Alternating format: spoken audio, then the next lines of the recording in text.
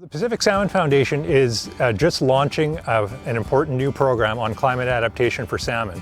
Well, we're on the Fraser River, and the lower part of the river, we're on a fish wheel that's owned by the Matsqui First Nation. And this fish wheel that's behind me here has been used for the last few months to catch Chinook salmon, to put tags on them so we can follow them up the Fraser River and see if there's places they're getting held up in their upstream migration to the spawning grounds. We know that some of the upper-Fraser and mid-Fraser Chinook populations are in trouble. They're having serious conservation issues. And one of the things that we're trying to understand is if there are places on their migration up the rivers that they're getting held up.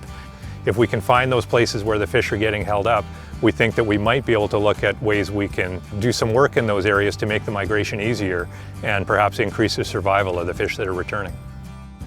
Well, the Fraser River is a significant system globally for Pacific salmon. It's the second largest salmon-bearing river in the world.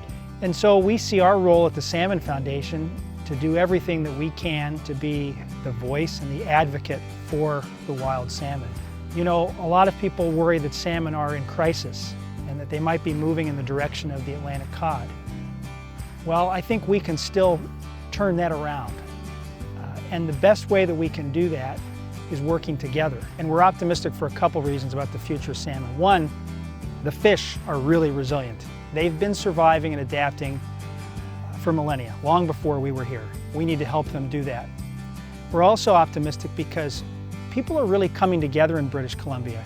Our crown governments, indigenous nations, the conservation community are coming together to find what are those game-changing steps that we can take together to start moving the needle in favor of Pacific salmon as soon as possible.